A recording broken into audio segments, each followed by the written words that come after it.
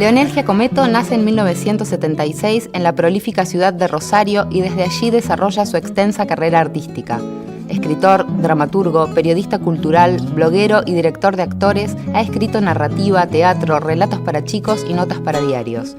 Sus textos son representados en Argentina, España, El Salvador, México, Estados Unidos y Venezuela y han sido premiados numerosas veces. Escribe el blog de ficción Putos Breves, Ficción Hedionda, y entre sus trabajos más destacados podemos señalar Arritmia, Fingido, Real, Latente, La Mala Fe, Herr Clement y Todos los judíos fuera de Europa. Su obra nos presenta un mundo descarnado donde la mirada se posa en temas espinosos como la violencia de género, la homosexualidad, el aborto, la ambición de poder y la política, por citar solo algunos. Controvertido, contestatario, polémico y hasta a veces truculento, sus obras no pasan nunca desapercibidas. Contame, ¿cómo es crecer en Rosario? ¿Cómo fue esa infancia en Rosario? No sé cómo habrá sido en otras ciudades, cómo podría haber sido en otras ciudades, pero nada, yo vengo de una familia de padres separados, donde mi mamá cuando se separó, yo era muy chiquito, tenía 6, se separaron 3 veces en realidad, así se quieren. Y vengo de una familia donde mi vieja nos vamos a vivir con mi abuela y yo me crío mucho en un ámbito de mujeres grandes. Muchas de las cosas que yo después escribo tienen que ver con ese rescate, ¿no? Y a partir de ahí como yo lo doy por sentado que es por eso, ¿no? A mí me interesa mucho escuchar, siempre me interesó de chiquito escuchar, el chisme me interesó, o sea, yo pasaba las tardes con mi abuela y mi abuela tenía sus amigas que eran más malas que ellas, claro, y esta cosa de las elucubraciones, vengo de un barrio también, estas cosas de las elucubraciones, que se hacían sobre determinadas historias que se contaban del barrio. Y una cosa también, siempre que lo marco como detalle, es que en la casa de mi abuelo ya había fallecido. Este es otro tema, los hombres en mi familia. Pero lo único que había de mi abuelo era unos tomos rojos de Salvat de la Segunda Guerra Mundial y un disco de pasta de ponerle los 20 grandes éxitos de Piazzolla. Y mi abuela tenía un Winco y estábamos en el 80 y algo, 85, 86, qué sé yo. Y yo me acuerdo que eso yo como una de las primeras lecturas que yo tuve cuando apenas había empezado a leer y escribir, fueron esos libros porque no había otra cosa. Y escuchar a Piazzolla en disco de pasta en Winco. Parece que vengo del 40, pero no, esto fue en el 86. Y hablando de eso, de tus influencias de la infancia, tu Sí. abuela, el Winco, Piazzolla, ¿había alguna otra cosa como algún tipo de juego, la televisión? Y sí, yo siempre digo una cosa con respecto a la dramaturgia, que es después lo que yo hago, que mi registro sobre la actuación, sobre lo que yo pienso o veo de la actuación, es audiovisual cuando sos chico. O sea, yo no me acuerdo de que mi vieja me haya llevado a ver títeres, que mi vieja me haya llevado a teatro infantil, ni tampoco yo fui por mi cuenta, ni me llamaba la atención. Sí, la tele y lo que pasa es que después estaba el VHS, ¿no? Cuando la tuvimos, ahí sí empezás a alquilar y empezás y cosas que no pasan ahora, o sea, que me pasaban a mí de chico, que me pasaban, ponerle en la secundaria. Saber de películas o saber libros también, que no las podías conseguir. Películas sobre todo, las películas en VHS que vos ibas a alquilar a los videoclubs, vos buscabas otras que a lo mejor no estaban. Entonces siempre te generabas un mito sobre esa película. Mira, un ejemplo puntual es El último tango en París. Yo había escuchado muchísimo y había leído muchísimo sobre El último tango en París. Creo que la vi como a los 18. Cuando la vi es una cagada. No, o sea, el mito que conlleva Era más grande. Era más grande y que me parece que tiene que ver con la esencia que después de lo que yo me voy nutriendo. O sea, trabajar como con ciertos mitos. Lo mismo que los temas que tienen que ver con la historia y lo político. Mi registro es audiovisual y de lectura. Yo a veces... nazismo y peronismo son dos temáticas así que a mí me fascinaron, que son audiovisuales. Yo no viví el peronismo en su esencia y el nazismo menos, pero sí sobre lecturas y sobre películas y sobre documentales. La misma figura de Evita, la misma figura de Perón. Yo no, más que audiovisual no tengo, y registros familiares también. ¿Y cuándo arranca Leonel Giacometto a escribir decididamente? Yo escribía siempre primero porque era gordo. negro, con lentes y puto, o sea, tenía todas. Y no me hacían bullying, pero era medio recluido. Ya por gordo te recluís. Y no el gordo malo, era como gordo bueno, o sea, me recluía en mi casa. Y lo que tengo desde los 15 años que aún conservo es un diario íntimo, que son cuadernos y cuadernos y cuadernos. A partir de los 19, yo termino la secundaria y empiezo psicología. 3 meses, porque sí, como muchos que terminan la secundaria, están como en un despertar de todo y bueno, psicología. Cuando me di cuenta que nada, que yo para la función social no sirvo, que no puedo ayudar a nadie, me voy de psicología y empiezo a hacer talleres literarios allá en Rosario, qué sé yo, voy a talleres que hay de la municipalidad y todo eso, y sale la posibilidad, gano un concurso así de cuentos en Santa Fe, y sale la posibilidad de empezar a escribir para el litoral de Santa Fe. Y a mí esas cosas nunca había tenido acceso al periodismo, entonces empecé a hacer reseñas literarias, reseñas de libros, y después ya te empieza a gustar, o sea, te empezás a ofrecer para otros diarios, y mis comienzos fueron como periodista cultural. Yo actualmente sigo como periodista cultural. Y después me meto en un taller de teatro allá. Cuando uno dice taller de teatro es actuación. Y me di cuenta que no me gustaba, o sea, que me gustaba mucho el atrás y que me gustaba mucho, como cuando era chico, me gustaba mucho la cocina, me gustaban mucho los ensayos, me gustaba mucho el cotilleo que hay a los costados en el teatro, la malicia, la no malicia que hay adentro del teatro. Y descubro esto que te decía, descubro el ensayo y empiezo a hacer un taller de dramaturgia con Cartoon, con Mauricio Cartoon, que fue como un seminario que él fue a dar en Rosario. Y a partir de ahí, Cartoon estaba en una época donde había descubierto el mail, entonces te mataba con concursos, y como yo participaba en concursos literarios, narrativos, me empiezo a participar en concursos de dramaturgia, que no hay, en esa época tampoco había muchos. Pero bueno, y se da la cuestión que yo empiezo mi primera obra se monta en España, no se monta acá, por este tema de los concursos, porque yo no tenía acceso tampoco a lo que es el ambiente teatral. Yo no actuaba, no fui a la escuela de teatro, yo con los actores tengo una distancia de prejuicio, ¿no? Porque es una de las cosas que yo también laburo, el tema del prejuicio mío y prejuicio del resto, y como un prejuicio más tapa al otro. Y hablando un poco de eso, Sí. no del prejuicio, sino del trabajo con los actores y versus, digamos, la dramaturgia. Yo observaba que en Real y en Fingido hay un trabajo bien sobre los actores, un trabajo como directamente con ellos, Sí. en oposición a una dramaturgia Lo que pasa más es que tradicional. eso también, sí, exacto. Lo que pasa es que eso también tiene que ver con tu propio devenir, cómo vas transitando en el teatro.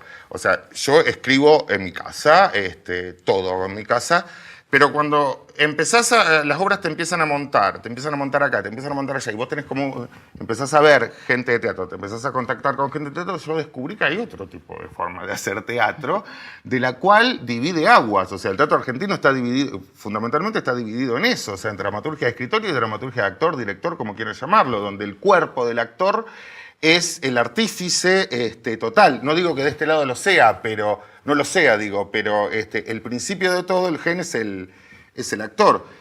Y a mí me pasó lo que me pasó toda la vida, o sea, curiosidad.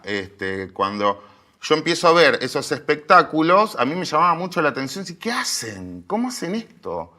Aparte yo tengo una impronta muy realista, a mí me interesa mucho el tema de lo verosímil dentro del teatro, a mí me aparece una pared, no me vengas con nada raro, a no ser que tenga que ver con eso. Y me llamó mucho la atención. Y pasa como pasa en todas las ciudades, que se acercan actores o directores a decirte, nosotros tenemos armado esto, que son esos ensayos que hacen entre ellos raros, que duran como 2 horas. Entonces yo me acuerdo que hace como 10 años, los 2 actores de Fingido, que fue la primera obra que yo hice así, me dicen, yo venía con ellos de hacer otra obra que había escrito con Claudia Cantero, que se llamaba De nuevo La Furia. Pero dramaturgia de escritorio. Y estos dos actores, Nancy Barbero y Alexis Muñoz, vienen y me dicen, nosotros tenemos armados unas escenitas que queremos que vos veas. Duraba 2 horas lo que hacían. 2 horas donde se revolcaban, se manchaban, se escribían, se puteaban, se reían, cogían, no sé todo lo que hacían. Y a mí me pasó una cosa que no me había pasado nunca, que es que lo hicimos en una sala donde yo quedé en el medio de lo que ellos estaban haciendo. Ellos estaban improvisando libre, porque yo no me metí, y me lo hacían por todos lados, ¿entendés? Entonces yo me sentí como adentro de algo y con la posibilidad de participar, no participar desde la actuación, participar desde el momento. O sea, entonces yo opté, como no sé nada, aparte de dirección de teatro y ni dirección de actores tampoco, yo opté por esas improvisaciones que sigan, pero en el medio me metía yo. Entonces lo que hacía era a veces corría atrás de uno, corría atrás del otro, largándole texto nada más. Y la capacidad de muchos actores, que a veces funciona y a veces no funciona, es agarrar lo que reciba de vos, las palabras que reciba, ya que intenté algo también en Tandil, y seguir con una improvisación libre. Como yo no pauto género, no pauto nada en ese sentido, no pauto nada. Los dejo y después viene como un recorte, eso a mí me sedujo mucho. Lo que pasa que también es un gastadero de energía muy importante, del cual yo no había tenido cuenta. Actualmente me pasa eso también, o sea, no podés escribir y hacer esto. Podemos decir que entonces es como una excepción ese trabajo con los actores. Y es algo que sí, es algo que me nutre también para mí, que supongo que a los actores también lo nutre, pero también es una experiencia bastante cercana a lo teatral con respecto a los actores. O sea, yo el contacto que tengo con los actores desde la dramaturgia y los directores es me encanta lo que escribiste y son adulaciones, o si la cosa sale mal la culpa es tuya, pero no te la dicen a vos. O sea, ese lugar, y a mí el contacto con los actores me gusta desde ese lugar, desde el lugar que estoy trabajando, porque también pasa una cosa, el ambiente, no sé cómo llamarlo, pero los lugares de hacer teatro son bastante complicados. Para mí no es un lugar fácil estar en el teatro. También por eso escribo. O sea, la gente de teatro, y yo, ojo que yo me considero de teatro, pero la gente de teatro está acostumbrada al grupo. El teatro se hace en grupo. Y yo escribo solo, uno escribe solo. Y a veces, a veces hay un choque entre los grupos, el grupo hacedor de teatro y vos escribiendo, ¿entendés? Un lugar no entiende el otro. Y a mí eso me cuesta bastante porque no sé, la dramaturgia es un borde para mí con respecto al teatro. Cuando vos decías esto de la dificultad, pensaba también en la temática que vos abordás desde tus obras, que está cargada de signos bastante contestatarios o provocadores, Sí. la homosexualidad, el SIDA, el aborto, que... Claro. Digamos, ¿hay una decisión a provocar? No sé, y si debe ser. Un poco sí. Un poco sí. A propósito no hay nada, salvo algunas cosas, pero a propósito no hay nada. No, es más, hay muchísimas... Lo que pasa que generalmente los espectáculos más provocadores con respecto a provocadores, a la literalidad de eso, son los que yo hice con los actores, no los que escribí en mi casa. Los que escribí en mi casa generalmente tienen que ver con la temática, que es un poco provocadora, pero el otro, con respecto al cuerpo en escena, los hice con los actores. ¿Pero por qué también? Porque hay una cuestión de aburrimiento de mi parte, de matar el aburrimiento y de que no quiero aburrirme. Entonces yo les exijo un montón, yo no me doy cuenta de eso, de lo que hago. Ellos después te lo dicen, o sea, hay una exigencia, como no hay texto, hay una exigencia de parte mía y que se lo exigen los actores que sí o sí termina en una cuestión de choque arriba de la escena. O sea, yo tengo un unipersonal que se llama Real, que lo hice con una actriz, ¿no? Y mi tema al principio era que a mí los unipersonales no me gustan. No me gusta verlos, no me gusta hacerlos, no me gusta escribirlos, me aburre. Pienso que es un ego enorme del actor que... Entonces trabajé con eso. Trabajé con el tema de no nos vamos a aburrir, no quiero aburrirme. Aparte era una chica con un teléfono nada más.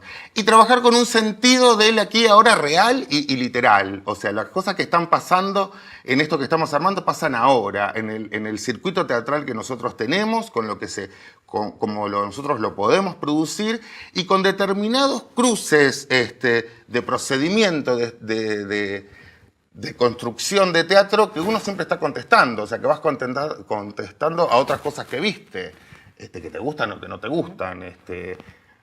Tiene que ver con el prejuicio. Yo por prejuicio me pierdo un montón de cosas a veces, películas, qué sé yo, música, libros que no agarro por prejuicio y que los agarro después y me quiero matar. No, sí, me pasó, por ejemplo, con Fassbinder. Yo no lo agarré nunca a Fassbinder porque me parecía que no me iba a gustar. Y pasaron años hasta que lo vi. Y nada, y me cambió la misión y dice qué prejuicioso de mierda que soy. Pero bueno, es así. Y en el teatro igual. Hay muchos autores que yo no leo o que no leí por prejuicio. O sea, yo no leí Tartufo y todo eso hace mucho por prejuicio, porque no me va a gustar. Si no, me que no me iba a gustar. Todo ese tipo de obras no me iba a gustar. La comedia del arte, toda esa época a mí no me iba a gustar. Hasta que entras. Y cuando entras, te das cuenta que es prejuicio. Exacto. Como por otro lado también, o sea, me pasa con muchas obras que sé que no se ven o que no se hacen por prejuicio. Yo generalmente me meto en muchos lugares. Y con lo político y los temas históricos que toco, tienen que ver, como te decía, con cuestiones que a mí me interesan. Ahí podemos hacer una pregunta más concreta que sí. Me interesaba a mí, que era la construcción de esa ficción, que tendríamos como dos partes. La ficción que vos construís, Leonel Giacometto, dramaturgo en solitario, y la ficción sí. que se construye con Patricia Suárez, con quien has sí. escrito un montón de obras, que sería una un compañera. tándem Exactamente. Primero, ¿cómo construís vos, Leonel, esa ficción? ¿Qué elementos la componen? Lo que pasa que yo lo pude ver, y Patricia también con los años. Nosotros teníamos varias obras con Patricia escritas sobre temáticas.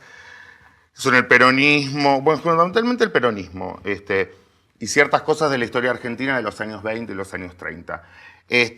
Tienen que ver con las formas primero que hay un cariño, yo no pude escribir con otra persona. Tiene que ver con un afecto de parte de los dos, y determinados momentos de la vida de los dos donde nos juntamos y nada, y ¿qué hacemos? Bueno, escribimos una obra de charlas. Pero también tiene que ver después, con los años te vas dando cuenta que hay determinados procedimientos de Patricia y determinados procedimientos míos que nos distancian, lo cual no quiere decir ni que esté bien ni que está mal, pero o sea, Patricia tiene una idea sobre su propia construcción de dramaturgia, que es que las obras se parezcan en el procedimiento, ¿no? O que una temática las reúna. Yo no, a mí lo que me interesa es que una obra no se parezca a la otra, aunque comparta el procedimiento. Patricia generalmente piensa en estructura al principio, sobre lo general. Yo generalmente pienso sobre anécdotas. A mí me interesan mucho las anécdotas. Con la Segunda Guerra Mundial, con el nazismo particularmente, a mí me interesaba, y que me interesó siempre de chico, son preguntas que yo siempre me hice, y que iban apareciendo respuestas como no. O sea, a mí me interesan muchísimo las teorías conspirativas y todo eso, porque son como fuente de repreguntas que te podés hacer para la ficción. Y por ejemplo, en voy a decir una barrabasada, pero bueno, a mí me interesaba mucho la cuestión de los campos de concentración.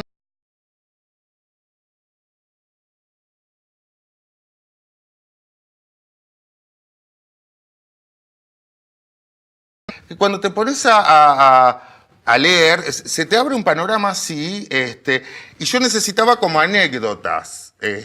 Yo tengo una obra que se llama Todos los judíos fuera de Europa. Todos los judíos fuera de Europa es una frase que dijo Hitler.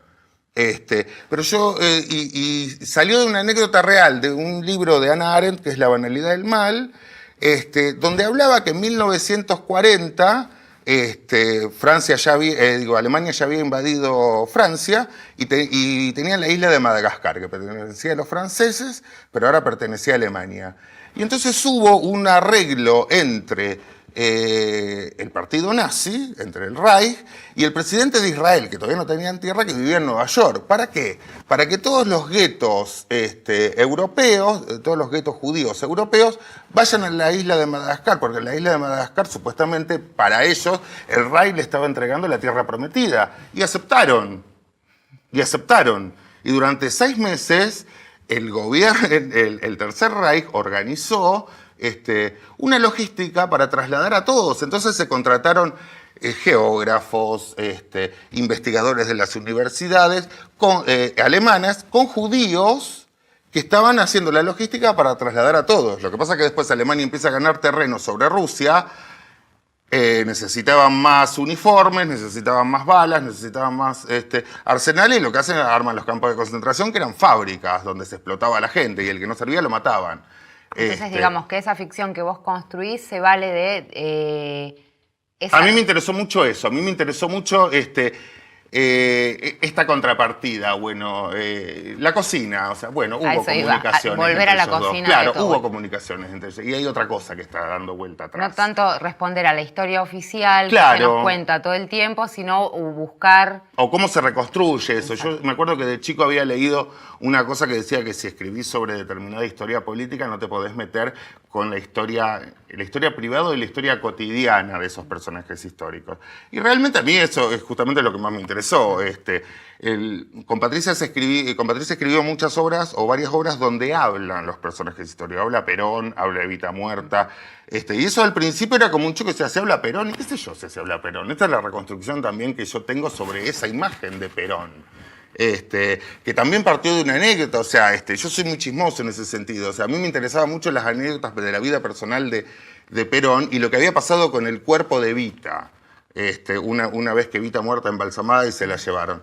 Entonces con Patricia, Patricia había traído una anécdota que era de Madrid, en Puerta de Hierro, no está más esto, pero cuando te llevaban a la visita guiada, te decían, allá vivió Perón y acá al lado vivió Ava Gardner durante 3 meses, ¿no? La actriz de Hollywood. Y nosotros decíamos, bueno, durante 3 meses fueron vecinos estos dos. Empezamos a investigar y encontramos una autobiografía que escribió la hija de Robert Graves sobre Ava Gardner, y decía, lo único que dice de Perón es que durante 6 meses viví en España y al lado mío vivía el dictador de Argentina, así lo nombraba. Cita que está en la claro, obra, y eso lo tomamos como epígrafe. Dice, y lo que me jodía mucho eran las 3 perras que tenía. Y nosotros lo tomamos como eso, cuando dijimos, bueno, pero balcón con balcón, teatro que es Romeo y Julieta, y después empezamos a investigar, y Ava Gardner había tenido un matrimonio, uno viejo con Frank Sinatra, cuando cantaban Extraños en la Noche, le había cagado a trompadas, ella como digo que se escapa y se va a vivir a España, y coincidió con algo fantástico, que fue lo siguiente, durante esa época a Ava Gardner le ofrecen el graduado. Y ella, por quedarse encamándose con un torero en España, lo rechaza y se lo dan a Bancroft. Entonces decíamos, bueno, puede ser ese momento, cuando a Perón le prometen la vuelta, sale al balcón a ensayar un discurso que nunca puede dar, y Ava Gardner que está ensayando lo que le mandan el libreto del graduado, y jugar con esto de que Perón era impotente. O que había tenido una enfermedad. Y me parecía como juego teatral, a mucha gente lo detestó. O sea, porque Perón impotente caído del caballo era un tema. Pero esta cosa, porque el interés que teníamos, que tengo y que teníamos con Patricia, era no una reconstrucción histórica y sentar bases de teatro político. O sea, en ese sentido, de todo. O sea, una obra que yo escriba sobre 2 duendes también puede ser teatro político. Lo que me interesaba era esa reconstrucción sobre lugares míticos que nosotros tenemos. Lo hicimos con actores, lo hicimos con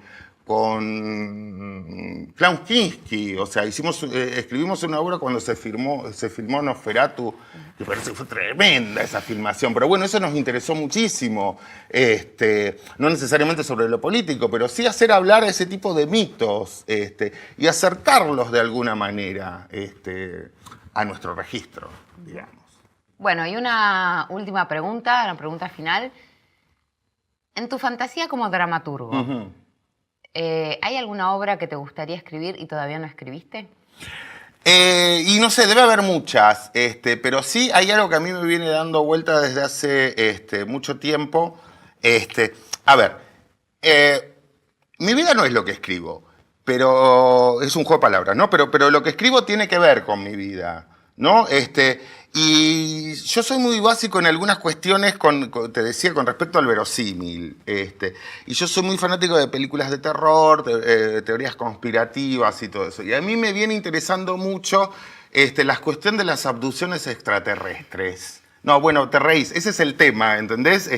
¿Cómo lograr una obra dentro de un hiperrealismo que no me vaya a lo Gore de Dolte, o a la otra extraterrestre, que no sé cómo se llamaba, donde no caiga en un símil parodia o en algo que a mí me lleve a una a una gracia, ¿me entendés? A mí es increíble lo que hacen con ese tema a nivel cine, o sea, lograr ese verosímil. Hay la actriz de Quinto Elemento, no sé cómo se llama. Mila Jovovich. Esa, que no sé pronunciar el apellido, juega constantemente con eso en algunas películas. Y yo digo, es muy difícil llegar a eso. O sea, personas que en Rosario hay 2 o 3 anécdotas que llegaron a tribunales, porque estuve investigando, sobre gente que fue abducida, que fue llevada, que la traen, no sé qué le hacen y la vuelven a traer. Y vos no escuchás eso, pero ¿qué? Aparte se suma que en Rosario hay unas anécdotas muy raras con respecto